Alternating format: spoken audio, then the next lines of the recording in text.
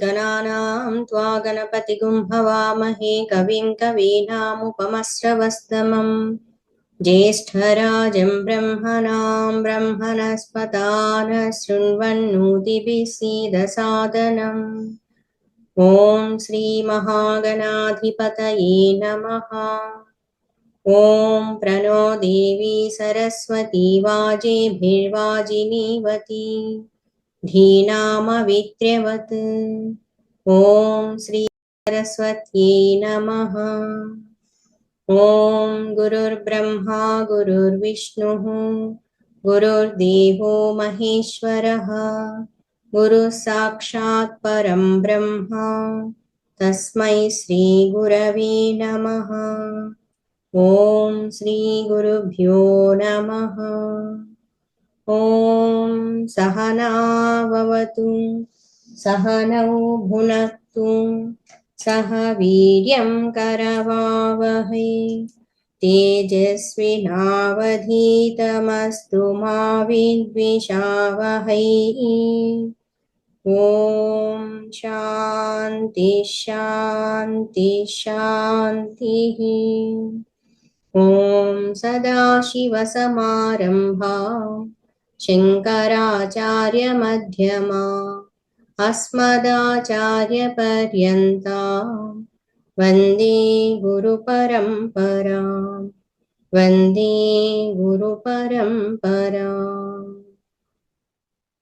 ॐ नमः शिवाय ॐ नमः शिवाय ॐ नमः शिवाय ॐ नमः शिवाय ॐ नमः शिवाय ॐ नमः शिवाय ॐ नमः शिवाय ॐ नमः शिवाय ॐ नमः शिवाय ॐ नमः शिवाय। हर हर महादेव शंभो शंकर। बोलिए श्री सद्गुरुनाथ महाराज की जय। रमारमण गोविंद गोविंद। शिव महापुराण। वंदे शंभुमुमापतिं सुरगुरुं वंदे जगत्कारणं वंदे पन्नगभूषणं मृगधरं वंदे पशूनां पतिं वंदे सूर्यशशाङ्कवह्निनयनं वंदे मुकुन्दप्रियं वंदे भक्तजनाश्रयं च वरदं वंदे शिवं शङ्करं वंदे शिवं शङ्करम्। అష్టాదశ పురాణాలలో ఒకటైనటువంటి శివ మహాపురాణం గురించి చెప్పుకుంటూ ఉన్నాము. సాక్షాత్తు పరమశివుల వారి చేత అందజేయబడినటువంటి 1,00,000 శ్లోకములతో 12 సంహితలుగా విభజింపబడినటువంటి ఈ అద్భుతమైనటువంటి పురాణాన్ని పూజ్య వేదవ్యాస మహర్షుల వారు మనకి 24,000 శ్లోకములకి కుదించి 7 సంహితలుగా వీటిని విభజించి మనకు అందచేయడము జరిగింది. ఈ 7 సంహితలలో మొదటి సంహిత విద్వేశ్వర సంహిత, రెండవ సంహిత రుద్ర సంహిత, మూడవ సంహిత శతరుద్ర సంహిత, నాలుగవ సంహిత కోటి రుద్ర సంహిత, ఐదవ సంహిత ఉమా సంహిత, ఆరవది కైలాస సంహిత, ఏడవది వాయవీయ సంహిత. ఈ 7 సంహితలలో విద్వేశ్వర సంహిత గురించి మనము శ్రవణం చేస్తూ ఉన్నాము. ఈ శివమహా పురాణం యొక్క మాహాత్మ్యాన్ని గురించి కూడా తెలియపరచడము జరిగి ఉంది. అనేక మంది భక్తులు ఏ విధంగా శివమహాపురాణాన్ని శ్రవణం చేసి తరించారు, తరువాత ఈ శివమహాపురాణాన్ని విధి విధానాన్ని అనుసరించి ఏ విధంగా శ్రవణం చెయ్యాలి, ఏ విధంగా ప్రవచనం అన్నటువంటిది చెప్పవలసి ఉంటుంది. శివమహాపురాణం యొక్క మాహాత్మ్యాన్ని ఈ విధంగా తెలియపరచడము జరిగింది. ఈ శివమహాపురాణంలో మొదటి సంహిత అయినటువంటి విద్వేశ్వర సంహిత యందు ప్రారంభంలో ప్రయాగ క్షేత్రం యందు గొప్ప యాగాన్ని చేస్తూ ఉన్నటువంటి మహర్షులు, ఋషులు అయి ఉన్నటువంటి వారి ఆ సమక్షానికి సూత మహర్షుల వారు వేంచేయడం జరుగుతుంది.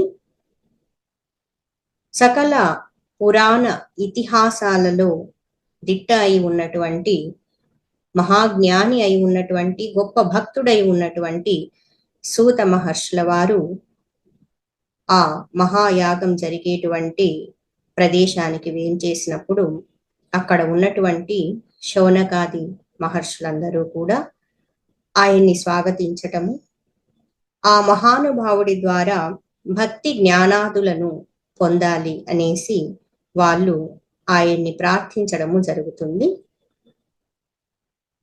వారి కోరిక మేరకు, వారి యొక్క ప్రార్థన మేరకు సూత మహర్షుల వారు భక్తి, జ్ఞాన, సాధన, శివతత్వాలని గురించి బోధ చేయడము జరుగుతుంది. ఇందులో విద్వేశ్వర సంహిత ప్రారంభంలో సాధ్య సాధన విషయాలని గురించి, సాధకుని గురించి తెలియపరచడం జరిగింది. శ్రవణ, కీర్తన, మననము అనేటువంటి ముఖ్యమైనటువంటి 3 సాధనల యొక్క శ్రేష్టత్వాన్ని గురించి కూడా ఆ మహానుభావుడైనటువంటి సూత మహర్షుల వారు తెలియపరచడము జరిగింది.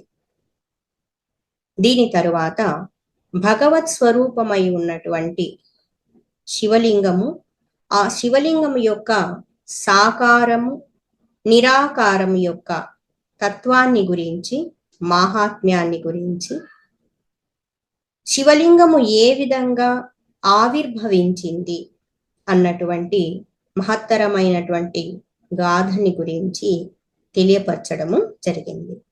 బ్రహ్మదేవుల వారికి, విష్ణుమూర్తుల వారికి మధ్య జరిగినటువంటి వాదము సమయంలో ఆద్యంతములు లేనటువంటి అగ్నిలింగ స్వరూపంగా పరమాత్మ ఆవిర్భవించి వారికి పరబ్రహ్మ స్వరూప తత్వాన్ని గురించి తెలియపరచడము జరుగుతుంది.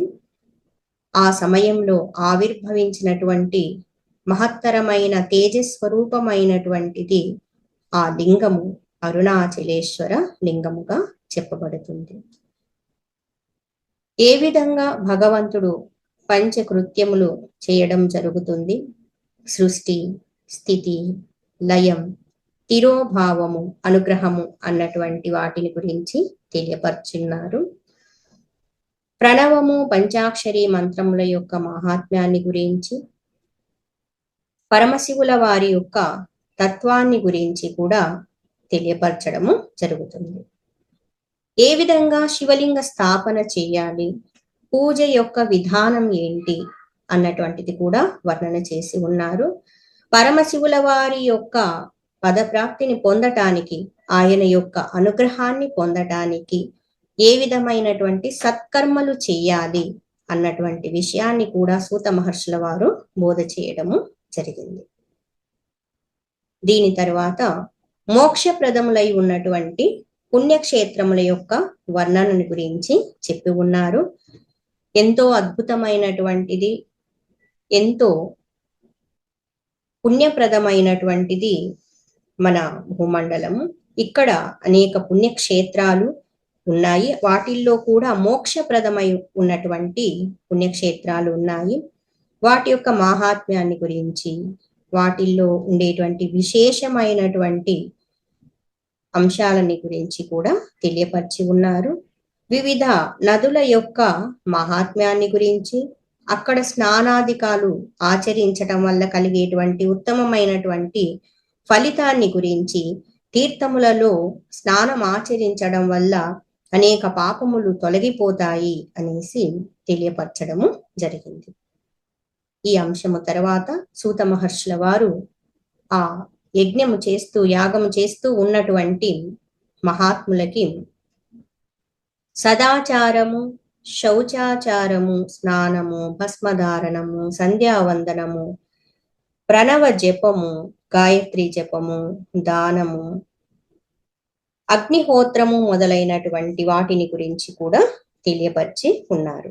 అగ్ని యజ్ఞం, బ్రహ్మయజ్ఞం, దేవయజ్ఞం మొదలైనటువంటి వాటి యొక్క మహిమని కూడా వర్ణించి తెలియపరచడము జరిగింది.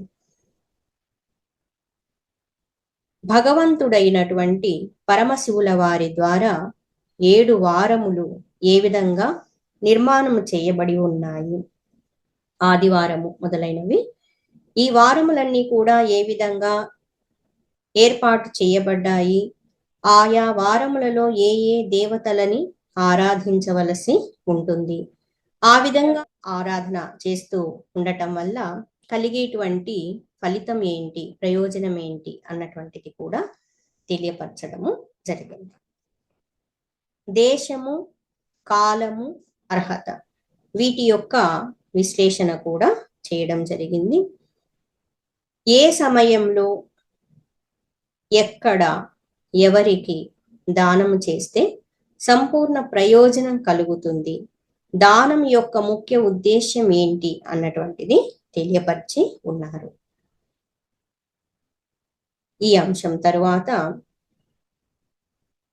దేవతా ప్రతిమలని ఏ విధంగా పూజించాలి, ఏ విధంగా నిర్మాణం చెయ్యాలి, ఆ దేవతా ప్రతిమలకి ధూప దీప నైవేద్యములు సమర్పిస్తూ వారి యొక్క అనుగ్రహాన్ని ఎలా పొందాలి అన్నటువంటి అంశాన్ని గురించి కూడా తెలియపరిచి ఉన్నారు. ఇందులో కూడా భగవంతుని ఆరాధించటానికి విశేషమైనటువంటి తిథి, మాసము, నక్షత్రము మొదలైనటువంటి వాటి గురించి కూడా తెలియపరిచి ఉన్నారు. ముఖ్యంగా ఎక్కడ, ఎప్పుడు,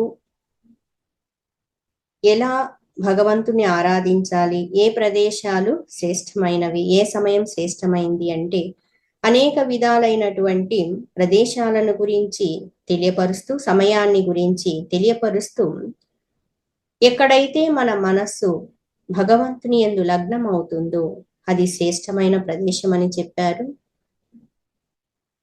ఎప్పుడైతే మన సమయం అన్నటువంటిది సజ్జన సాంగత్యంలో గడపడం జరుగుతుందో అది అన్నింటికంటే ఉత్తమమైనటువంటి సమయంగా తెలియపరచడము జరిగింది. ఈ అంశం తర్వాత షడ్లింగ స్వరూపము, ప్రణవం యొక్క మహాత్మ్యాన్ని గురించి కూడా తెలియపరుస్తూ ఉన్నారు. ఈ దానాది కర్మలు చేయటం వల్ల కలిగేటువంటి ఫలితాన్ని గురించి కూడా చెప్పుకున్నారు. ఏ విధమైన ద్రవ్యము సమర్పించటం వల్ల, ఏ దేవతలకి సమర్పించటం వల్ల, లేదా ఇతరులకి దానం చేయటం వల్ల ఎటువంటి ఉత్తమమైనటువంటి ఫలితాలు లభిస్తాయి అన్నటువంటి అంశాన్ని గురించి కూడా తెలియపరచడము జరిగింది.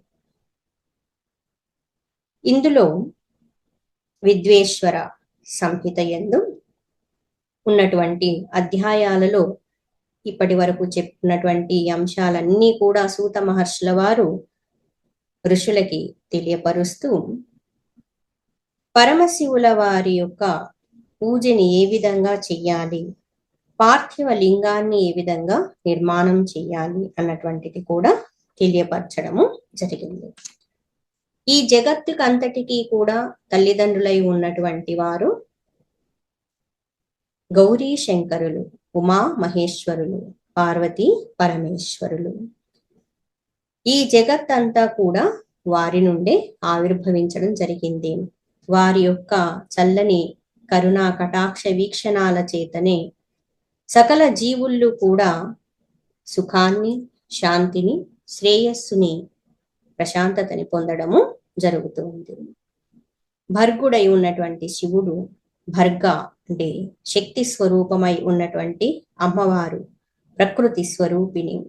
వీరి నుండి ఈ జగత్తంతా కూడా ఆవిర్భవించడము జరిగింది. మాయాశక్తి చేత వ్యాపకమై ఉన్నటువంటి జగత్తు యందు జీవుడు ఆవిర్భవించడము జరిగింది. ఎప్పుడైతే ఈ ప్రకృతితో సంయోగం చెందడం జరుగుతుందో అప్పుడు జీవభావం అన్నటువంటిది ఏర్పడుతుంది. ఈ జీవుడు పుట్టినప్పటి నుంచి కూడా మరణించే వరకు అనేక వికారములని కలిగి ఉంటారు అని చెప్పున్నారు.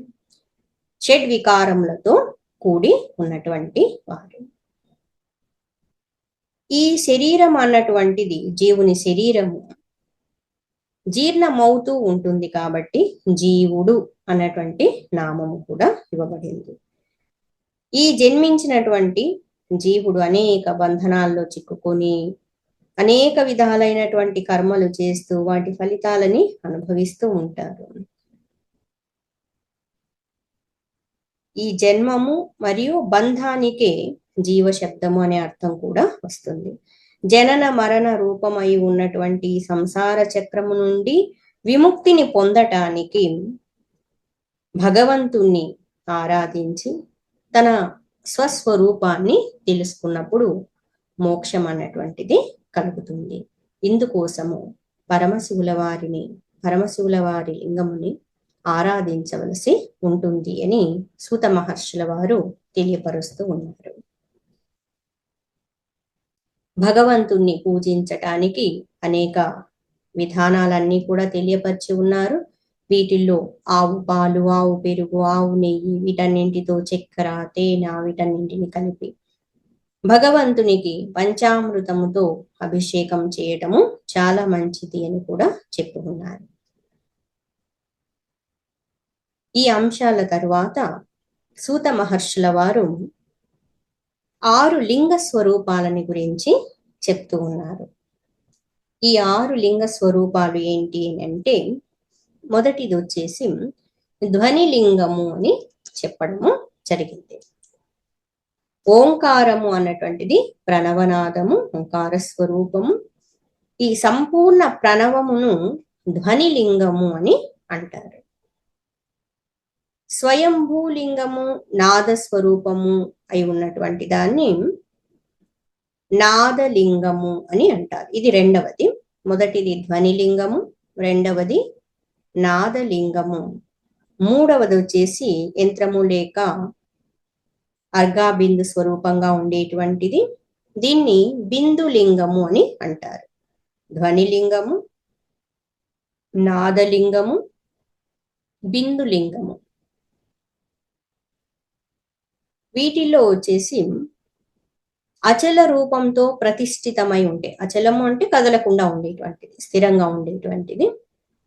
ఈ విధంగా ప్రతిష్ఠితమైనటువంటి శివలింగము మకార స్వరూపము అని చెప్పడము జరిగింది. కాబట్టి దీన్ని మకార లింగము అని చెబుతారు. స్థాన చలనం చేసి తీసుకొని పోయినట్లయితే, అంటే ఒక చోటి నుండి ఇంకొక చోటికి తీసుకొని వెళ్ళడానికి అనుకూలంగా ఉన్నట్లయితే అటువంటి లింగాన్ని చరలింగము అని అంటారు. ఇంతకు ముందు చెప్పుకున్నటువంటిది స్థిరముగా ఉండేటువంటిది అచల లింగము. ఇక్కడ చెప్తూ ఉన్నటువంటిది చరలింగము, అంటే కదలిక ఉంటుంది. ఇది ఉకార రూపము అయి ఉండటం వల్ల దీన్ని ఉకార లింగము అని అంటారు. ఇది 5వ లింగము.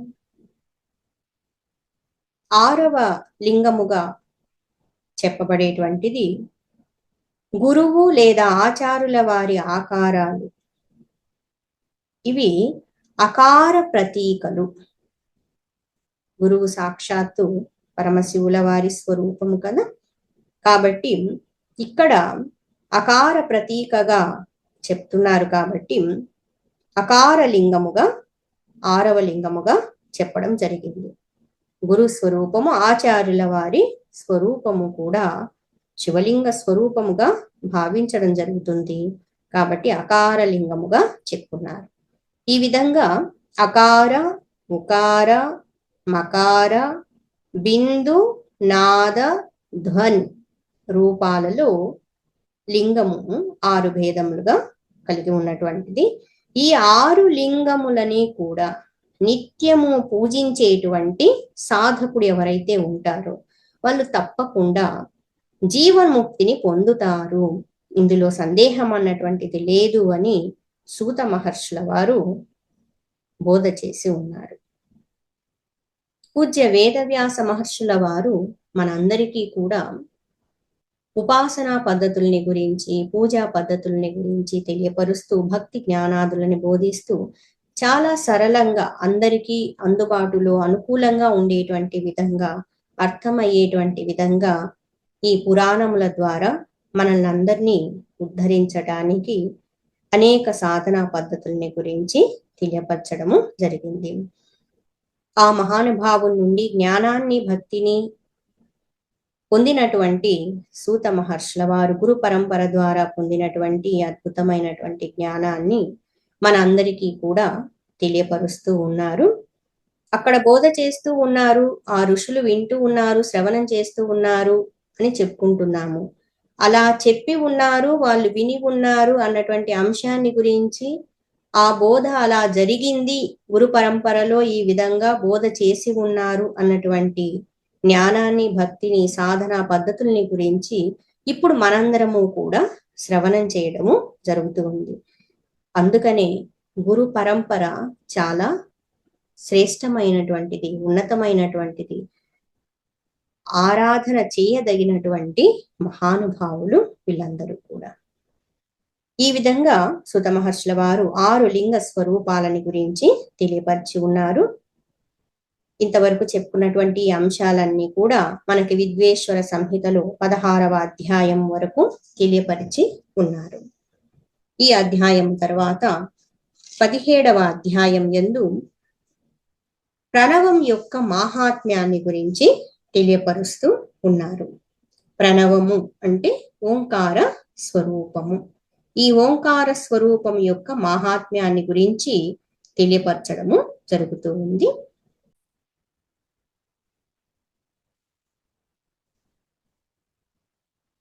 ఋషులు సూత మహర్షుల వారిని, ఓ మహాముని, మాకు షడ్లింగ స్వరూపమైనటువంటి ప్రణవం యొక్క మాహాత్మ్యాన్ని గురించి, శివభక్తి పూజా విధానాన్ని గురించి తెలియపరచమని ప్రార్థించినప్పుడు సూత మహర్షుల వారు ఈ విధంగా ఆ ఋషులకి బోధ చేస్తూ ఉన్నారు.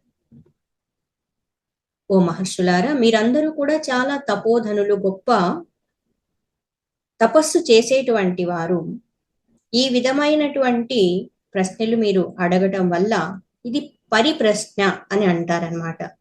ఈ విధమైనటువంటి ప్రశ్నలు అడిగినటువంటి వాళ్ళకి మాత్రమే కాకుండా భవిష్యత్తులో వీటిని గురించి తెలుసుకునే వాళ్ళందరికీ కూడా, శ్రవణం చేసేటువంటి వాళ్ళందరికీ కూడా ఉపయోగపడేటువంటి విధంగా ఉండేటువంటివి. అనేక రకాల ప్రశ్నలు ఉంటాయి. అవి భౌతికమైనటువంటి ప్రపంచానికి, లౌకిక ప్రపంచానికి సంబంధించినటువంటివిగా ఉండొచ్చు, లేదా ఉన్నతమైనటువంటి ఆధ్యాత్మికత గురించి, భక్తి గురించి, జ్ఞానాన్ని గురించి, భగవంతుని గురించి, సాధనకి సంబంధించిన విషయాలను గురించి అడిగే ప్రశ్నలైనా అవి ఉండొచ్చు. అయితే వీటిల్లో పరిప్రశ్న ఏంటి అని అంటే, ఏదైతే మనల్ని భగవత్ తత్వానికి దగ్గర చేస్తుందో, ఏదైతే మన యొక్క ఆత్మతత్వాన్ని తెలుసుకునేలా చేస్తుందో, ఎటువంటి ప్రశ్నలు అడగటం వల్ల మన అజ్ఞానం అన్నటువంటిది తొలగిపోతుందో, ఏ విధమైన ప్రశ్నలు అడగటం వల్ల మనకి జ్ఞానం లభిస్తుందో, ఏ ప్రశ్నలు అడిగితే గురువులు సంతోషిస్తారు, ఆనందిస్తారు, సాధనపరమైన, భక్తిపరమైన, భగవత్ తత్వాన్ని తెలియపరిచేటువంటివి, తాత్విక చింతనకి సంబంధించిన ప్రశ్నలు పరిప్రశ్నలుగా చెప్పబడి ఉంటాయి. ఇక్కడ ఎంతో ఉన్నతమైనటువంటి ఏకాక్షర మంత్రము, ప్రణవము, ఓంకారం యొక్క మాహాత్మ్యాన్ని గురించి తెలుసుకోవాలి అనుకుంటున్నాము అని ఆ ఋషులు అడగడం వల్ల చాలా సంతోషం చెందినటువంటి సూత మహర్షుల వారు ఈ విధంగా తెలియపరుస్తూ ఉన్నారు. మీరు చాలా మంచి ప్రశ్న అడిగి ఉన్నారని ప్రశంసిస్తూ వారికి ప్రణవం యొక్క మాహాత్మ్యాన్ని గురించి బోధ చేయడము జరుగుతుంది. ఈ ప్రణవము అన్నటువంటిది చాలా అద్భుతమైనటువంటిది, గొప్పది. దీని యొక్క మాహాత్మ్యాన్ని గురించి సంపూర్ణంగా తెలిసినటువంటి వాళ్ళు, చెప్పగలిగినటువంటి వాళ్ళు సాక్షాత్తు పరమశివుల వారై ఉన్నారు. ఆయన యొక్క అనుగ్రహంతో, ఆయన యొక్క కృప చేత నేను మీకు తెలియపరచడానికి ప్రయత్నిస్తాను అని అంటున్నారు. చూడండి ఎంత వినయ భావంతో ఆయన తెలియపరుస్తాను అన్నటువంటి అంశాన్ని గురించి కూడా చెప్తున్నారు. శ్రవణం చేసేటువంటి వాళ్ళు, బోధ చేసేటువంటి వాళ్ళు ఇద్దరూ కూడా చాలా ఉన్నత స్థాయిలో ఉన్నటువంటి మహాత్ములై ఉన్నారు ఇక్కడ. ప్రణవము అన్నటువంటి పదానికి అర్థము, అంతరార్థాన్ని గురించి కూడా ఇక్కడ తెలియపరచడము జరుగుతుంది. ఈ ప్రకృతి నుంచి ఉత్పన్నమైనటువంటి ఈ జగత్తంతా కూడా మహాసాగరం. దీని యొక్క నామము అంటే పేరు ప్రా అని చెప్పున్నారు. దీనిని దాటిపోవడము అన్నటువంటిది, దాటిపోవడానికి ఒక నావ లాంటిది. ఇది నవ అని చెప్పున్నారు. ప్రణవ అంటున్నాం కదా, ప్రణవ అంటే జనన మరణ సంసార రూపమైనటువంటి మహాసాగరాన్ని దాటించేటువంటి దానిని ప్రణవము అని అంటారు.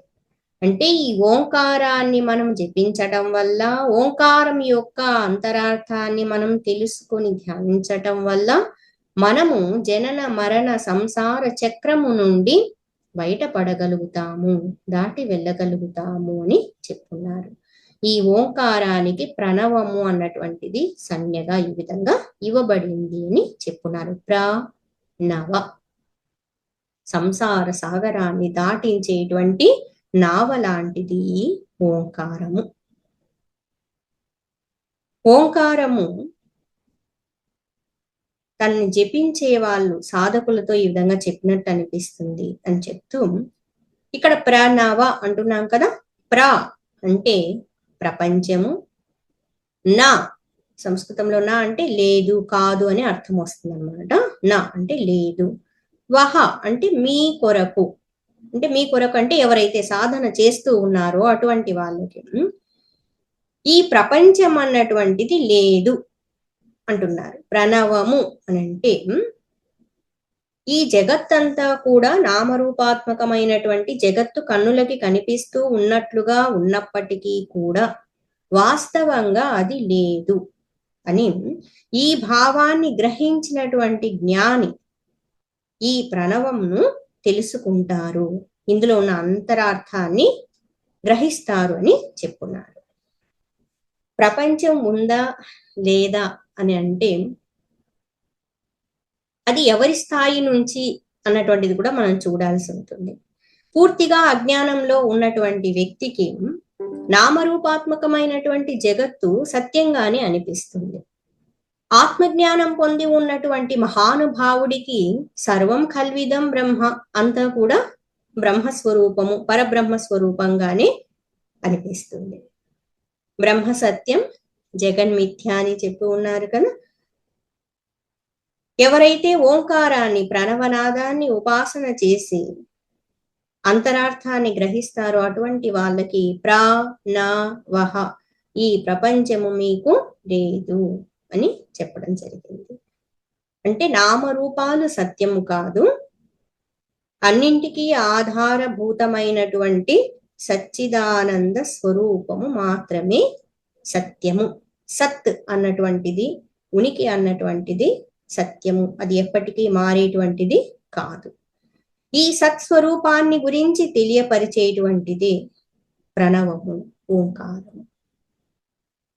ఈ ప్రణవానికి ఇంకొక భావం కూడా, అర్థాన్ని చెప్తూ ఉన్నారు.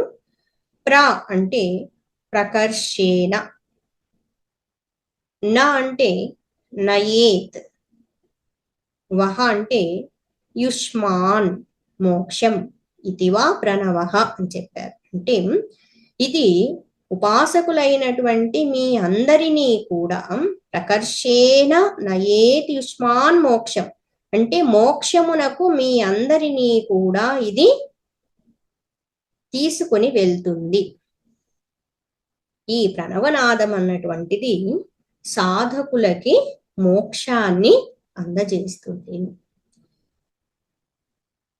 ఈ ప్రణవము అన్నటువంటిది ఈ విధంగా శక్తివంతమైనటువంటిది అని మహాత్ములు చెప్పి ఉన్నారు. ఋషులు మునులు అయి ఉన్నటువంటి వారు కూడా ఈ అభిప్రాయంతో ఏకీభవించడము జరుగుతుంది. ఎవరైతే ఈ ప్రణవాన్ని ఉపాసిస్తూ ఉంటారో, జపిస్తూ ఉంటారో, అటువంటి వాళ్ళ యొక్క సకల పాప కర్మలని కూడా నశింపజేసి దివ్యమైనటువంటి జ్ఞానాన్ని ప్రసాదించేటువంటిదే ప్రణవము అని చెప్పు ఉన్నారు.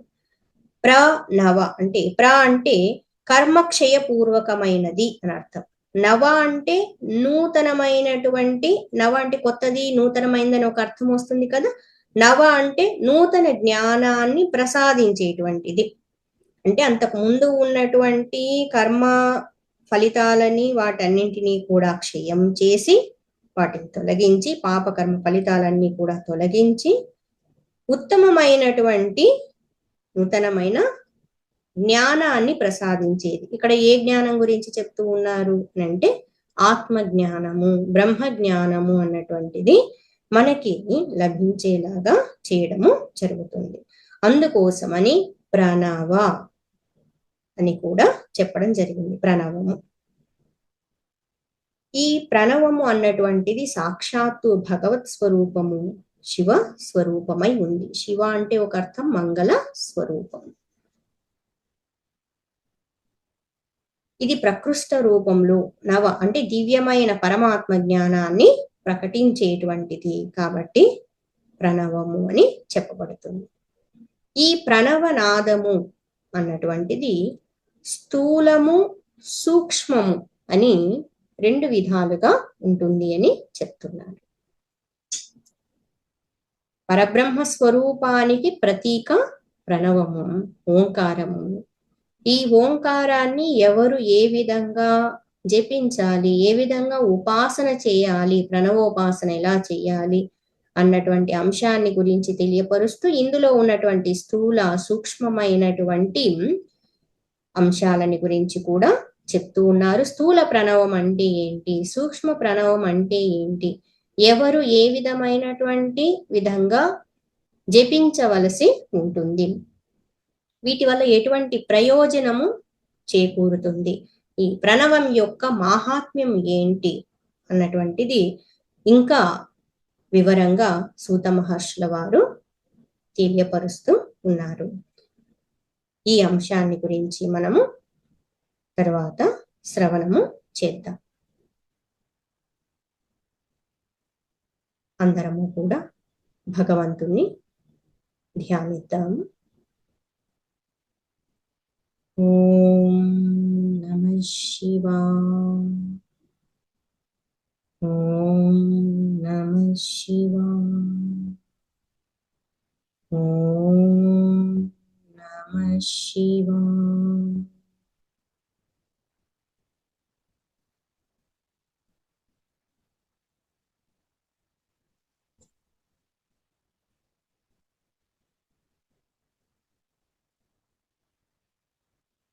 ఓం లోకా సమస్తా సుఖినో భవంతు.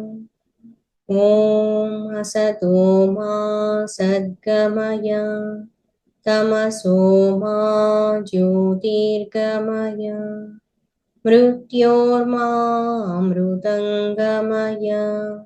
ఓం శాంతి శాంతి శాంతి. ఓం పూర్ణమదః పూర్ణమిదం పూర్ణాత్ పూర్ణముదచ్యతే పూర్ణస్య పూర్ణమాదాయ పూర్ణమేవావశిష్యతే.